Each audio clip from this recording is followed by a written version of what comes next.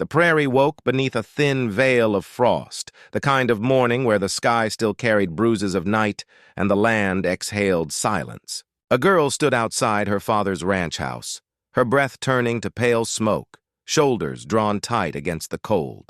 She looked small against the endless plain, as though the horizon itself could swallow her whole. Some stories whispered in winter begin not with a kiss or a promise, but with a wound. This one began the morning her father called her a burden. Clara May Whitlock had always carried herself carefully, like someone afraid her very existence might spill and trouble others. Her hands were roughened from years of chores, though few noticed. Her eyes carried that quiet hesitation born from being reminded time and again that she was more weight than worth. Jedediah Whitlock, her father, was a man with a voice rasped dry by dust and disappointment. He had long since traded tenderness for the hard edge of survival. When his temper rose, it fell on Clara. Others only fed the cruelty. The ranch hands muttered that she slowed work. Townsfolk, leaning against storefront posts, spoke of her as if she were a story of wasted potential. And Clara, moving softly through the edges of her world, caught every syllable. The shame pressed down heavier than the sky before a storm. One evening, with the sun dying in streaks of copper behind the hills, Jedediah's words fell harder than any before. He told her plain she was nothing but a burden. The sound of his boots crossing the porch boards rang final, like nails driven into wood. Clara stood still, unable to answer. Her chest burned, her pulse echoing in her ears. It was as if the world slowed to show her every ache of the moment, the sting of air against her skin, the splinter of rejection sliding deep inside. But someone else heard. Elias Boone, a rancher from the neighboring spread, stood near enough to witness. A man of few words, carrying his own silent scars, he did not speak. He only watched. His presence was steady, like the weight of a mountain in the distance. When Clara turned from her father's voice, she caught Elias's gaze. Just a glance, brief but unshakable. Something unspoken passed between them, not rescue, not pity, but recognition. Then the silence swallowed it. In the days that followed, Clara drifted into the land as though the earth itself was the only place that would have her. She walked the snowy pasture, her skirts brushing frost-stiffened grass, her boots breaking the hush with each crunch. She kept to herself, yet there were signs she was not alone. Firewood stacked neatly near her fence, though she had not chopped it. A broken rail, once sagging, suddenly repaired. The traces were subtle, but they carried the shape of a man's quiet care. Clara told herself it was coincidence or duty, or perhaps charity she had not earned. She resisted the fragile warmth that stirred in her chest. After all, her father had named her nothing, and the world had agreed. Yet in the still hours when wind pressed against her window, she could not silence the thought. Perhaps someone did see her. Perhaps she was not as invisible as she had believed. The land itself seemed to mirror her unrest.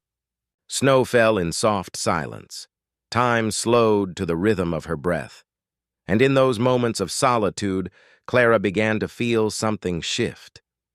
It was not hope, not yet, but the beginning of it, a faint stirring like embers in the ash. Small gestures had found her, left by a man who spoke more through action than voice. A man whose patience was the opposite of her father's cruelty, and so her days, though still laced with shame, began to carry the faintest outline of change.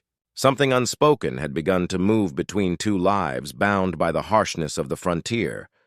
It was not love yet.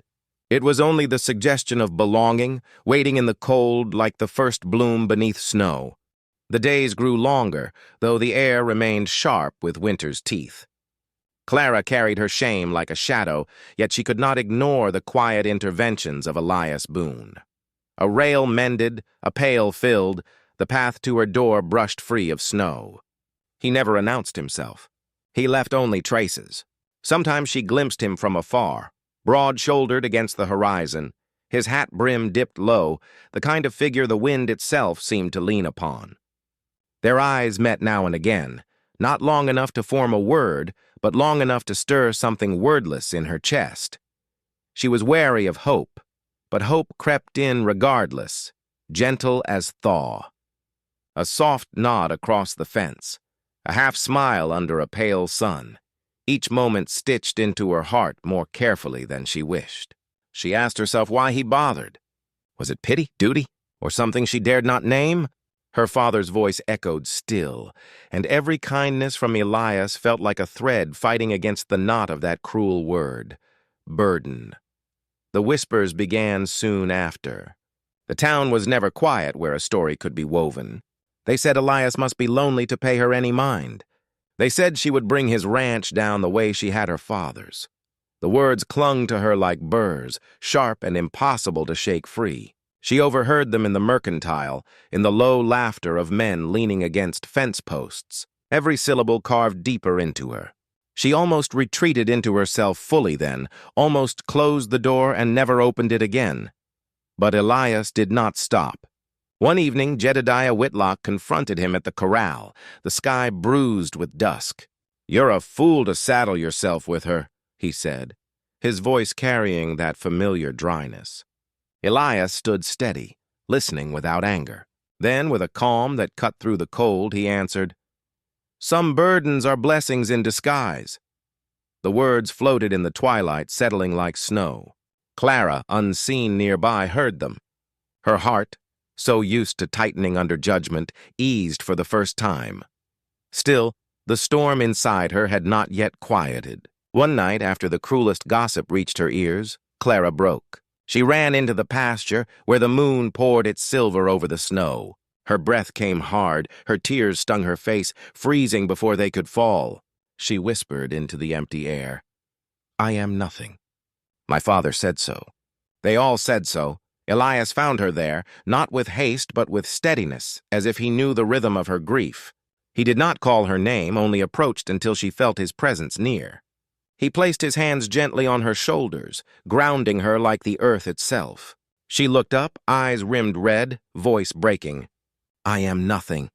He leaned close, his voice low as a prayer, as steady as a vow carried on the wind. "Then she belongs with me forever." The words did not roar.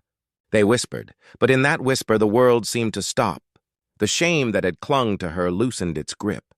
She felt for the first time the weight of her own worth, not because he gave it to her, but because he had seen it was there all along.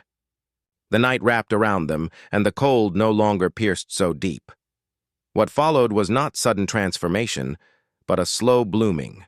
Days unfolded with shared labor, small smiles, quiet dinners where the clatter of a spoon meant more than any declaration. Clara learned that love was not in grand gestures, but in steady presence, in the simple act of being chosen day after day. The land thawed with spring, and with it her own heart. And if you listen, as I once did, to stories told by firelight or wind, you may hear this one still. About the girl once called a burden, and the man who saw her not as weight, but as blessing. About how forever sometimes begins not in thunder, but in a whisper on a winter night. And to you, listening now, let this linger. The world may call you by names heavy with cruelty. Do not believe them. Somewhere someone will look upon you and see not burden but belonging. And when that moment comes, hold it close, for it may be the start of your forever.